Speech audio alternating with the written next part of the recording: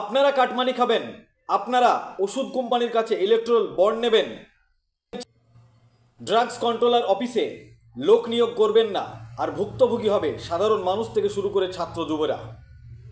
এর জবাব তো দিতে হবে। তীব্রভাবে কটাক্ষ সিপিআইএম নেত্রী মীনাক্ষী মুখার্জির। কলকাতার মিছিল থেকে তীব্রভাবে আক্রমণ রাজ্য সরকারকে, শাসক দলকে। সিপিআইএমের নেত্রী মীনাক্ষী মুখার্জি তিনি কি বলেছেন, পুরো বিস্তারিত বক্তব্য শোনাবো আপনাদের। মেদিনীপুর মেডিকেল কলেজে প্রসূতি মাকে জাল সেলাইন চালিয়ে মৃত্যুর প্রতিবাদে ডিওয়াইএফআই এর বিশাল বড় মিছিল অনুষ্ঠিত হলো কলকাতায়। জাল সেলাইন চালিয়ে রাজ্যের গরিব মানুষকে মেরে ফেলবে, এটা তো হতে পারে না, তীব্রভাবে কটাক্ষ মীনাক্ষী মুখার্জির।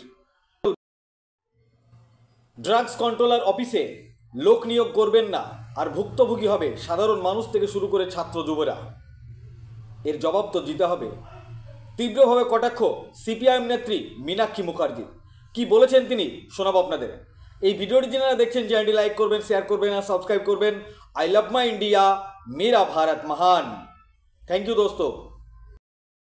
অ্যাটেম্পট টু মার্ডার দিয়েছে, ওদের সামনেই তো দাঁড়িয়ে আছে, পারলে অ্যারেস্ট করে নি, কিন্তু জাল স্যালাইন দিয়ে গোটা রাজ্যের গরিব মানুষকে, যারা সরকারি হসপিটালের উপরে নির্ভরশীল, তাদেরকে মেরে ফেলবে, আর ছাত্র যুব মহিলা বস্তির লোকেরা তারা চুপ করে থাকবে, তো হতে পারে না।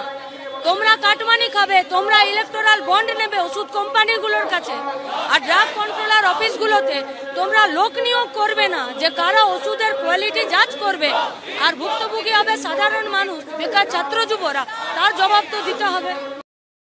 গত কয়েকদিন আগে আপনারা জানেন মেদিনীপুর মেডিকেল কলেজে জাল সেলাইন চালিয়ে একজন প্রসূতি মাকে হত্যা করা হয়েছে।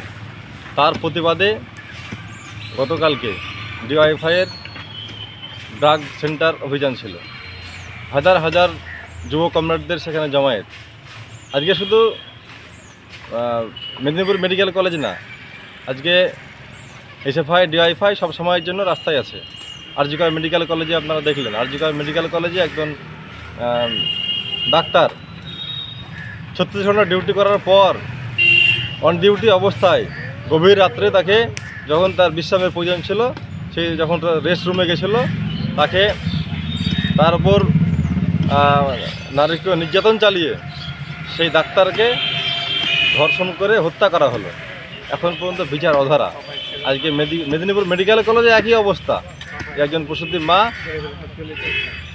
সে জাল সেলাইন চালিয়ে তাকে মেরে ফেলা হলো, কিন্তু এখনও পর্যন্ত বিচার পেল না। তার প্রতিবাদে ডিওয়াইএফআই রাস্তায় আছে, আগামী দিনও থাকবে। আমি মোহাম্মদ শফিকুল ইসলাম, সম্পাদক